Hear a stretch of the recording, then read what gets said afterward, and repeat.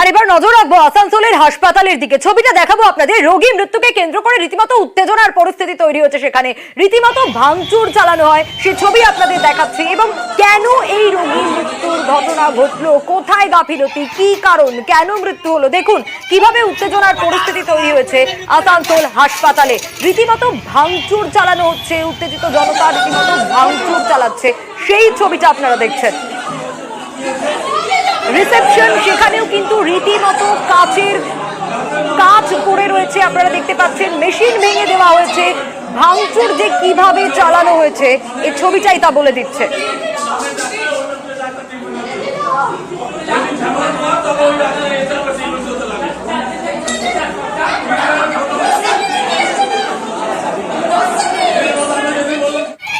আসলে ঠিক কি ঘটেছে, কেন এই রোগী মৃত্যুর ঘটনা ঘটলো, দীপকের কাছ থেকেই জানবো। দীপক, আসল ঘটনাটা ঠিক কি, এই মুহূর্তে কি পরিস্থিতি হাসপাতাল চত্বরে?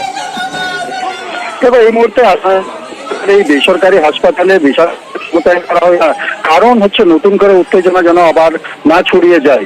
অভিযোগ, মৃতের পরিবারের অভিযোগ হচ্ছে তিনি গত 2 দিন আগে এই হাসপাতালে চিকিৎসার জন্য তার পরিবারের এক সদস্যকে ভর্তি করে। তিনি জ্বরে আক্রান্ত থাকেন এবং তাকে বলা হয় কি চিকিৎসক কিছুক্ষণের মধ্যেই আসবে এবং তার চিকিৎসা শুরু করবে, কিন্তু গত 2 দিন কেটে যাওয়ার পরেও কিন্তু চিকিৎসক তার চিকিৎসা করেনি, এমনটাই অভিযোগ। যার ফলে কিন্তু তার অসুস্থ হয়ে শেষকালে মৃত্যু হয়ে যায়। উত্তেজিত জনতা যিনি চিকিৎসক তার চিকিৎসা করছিলেন তারই শাস্তির দাবি হাসপাতাল চত্বরে বিক্ষোভ শুরু করে এবং হাসপাতালের নিরাপত্তা রক্ষীরা বিক্ষোভকারীদের সরাতে গেলেই উত্তেজনা আরো বেশি চরমে উঠে যায় এবং এরপরে মৃতের পরিবারের সদস্যরা হাসপাতালে করে ব্যাপক ভাঙচুর চালায়। একদিকে যেমন হাসপাতালের রিসেপশনে ভাঙচুর করা হয়, অন্যদিকে হাসপাতালের যে ওষুধ দোকান থাকে সেই ওষুধ দোকানও ভাঙচুর করা হয়। স্বাভাবিকভাবে এই উত্তেজনার ফলে যে হাসপাতালে অন্যান্য রোগী এবং রোগীর পরিবাররা আতঙ্কিত হয়ে পড়ে। ঘটনাস্থলে পুলিশ এসে কোনো মতো পরিস্থিতি নিয়ন্ত্রণে এনেছে এবং হাসপাতাল কর্তৃপক্ষের সঙ্গে পুলিশ বৈঠকে বসেছে এবং মৃতের পরিবারকে নিয়ে বৈঠক করছে যে ঠিক তার গাফিলতির কারণে এই রোগীর মৃত্যু হয়েছে। ইতিমধ্যেই পুলিশ বাইরে, হাসপাতালের বাইরে পুলিশ মোতায়েন করা হয়েছে কি নতুন করে উত্তেজনা না ছড়িয়ে পড়ে। কিন্তু একদিকে যেমন মৃতের পরিবারও হাসপাতালের বাইরে জড়ো হয়ে রয়েছে, অভিযোগ তাদের কি চিকিৎসার গাফিলতির কারণেই এই হাসপাতালে রোগী মৃত্যু হয়েছে, তাই অবিলম্বে এই হাসপাতালকে বন্ধের দাবি জানাচ্ছে মৃতের পরিবার। বেশ দীপক, একেবারে ছবিটা আমরা দেখাচ্ছি। পুলিশও ঘটনাস্থলে পৌঁছয় এবং পরিবারের তরফ থেকে গাফিলতির অভিযোগ আনা হচ্ছে, গাফিলতির অভিযোগ তুলছে পরিবার এবং রোগী মৃত্যুর ঘটনাকে কেন্দ্র করে এই বেসরকারি হাসপাতালে রীতিমতো ভাঙচুরের ছবি, সেই ছবিও আপনারা দেখছেন। এবং পুলিশ ঘটনাস্থলে পৌঁছয়, পুলিশ গিয়ে পরিস্থিতি নিয়ন্ত্রণে আনার চেষ্টা করে, আর যাতে নতুন করে উত্তেজনা না ছড়ায় সেই চেষ্টা করা হচ্ছে ইতিমধ্যে। কিন্তু রোগীর পরিবার পরিজন তারা রীতিমতো এই হাসপাতাল বন্ধের দাবি জানাচ্ছেন। এবং ভাঙচুরের সময়কার ছবিটা একটু দেখুন, কিভাবে ভাঙচুর চালানো হয়েছে। রিসেপশনে কাঁচের টুকরো পড়ে রয়েছে, ভেঙে দেওয়া হয়েছে, যন্ত্রপাতি ভেঙে দেওয়া হয়েছে, সেই ছবিটা কিন্তু সামনে আসছে।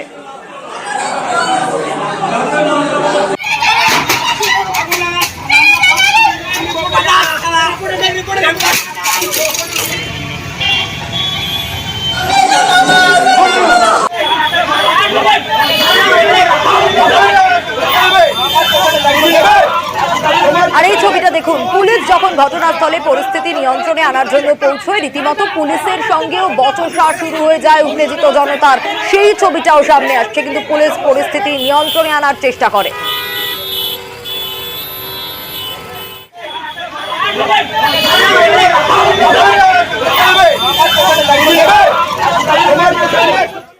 অফিস টাইমে একেবারে নাজেহাল যাত্রীরা। কেন? খড়দার দিকে নজর রাখবো, সেখানে রেলগেট ভেঙে গিয়েছে, আর রেলগেট ভেঙে গিয়ে রীতিমতো বিপত্তি তৈরি হয়েছে।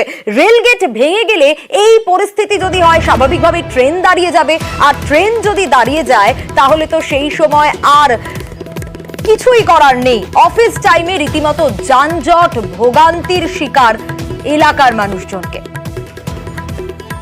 সুবীর রয়েছেন আমাদের সঙ্গে। সুবীর, খড়দায় রেলগেট ভেঙে এই পরিস্থিতি, এখন কি অবস্থা, সবকিছু ঠিকঠাক?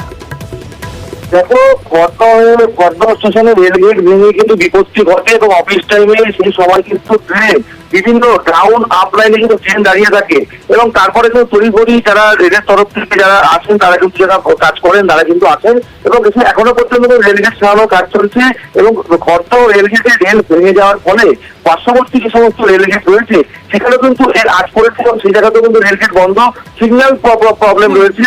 এখনো পর্যন্ত কিন্তু যারা আধিকারিক রয়েছে, যারা কাজ করার যারা রয়েছে মিস্ত্রিরা, তারা কিন্তু এসছেন এবং এখনো কিন্তু রেলগেট ভাঙার কাজ চলছে এবং রেলের যারা আরপিএ পরিচালনা রয়েছে তারা কিন্তু সেইভাবেই কিন্তু মানুষের নিরাপত্তার কথা মাথায় রেখে তারা সেইভাবেই মানুষকে লাইন পারাপার করাচ্ছে। বেশ।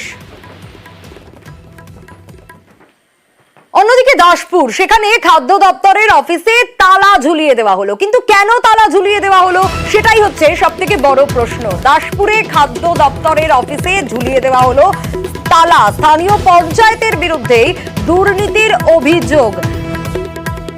সুকান্ত রয়েছেন আমাদের সঙ্গে। সুকান্ত, কি কারণে এই খাদ্য দপ্তরের অফিসে তালা ঝুলিয়ে দেওয়া হলো, কি পরিস্থিতি এখন, কি বলছেন সেখানকার মানুষজন?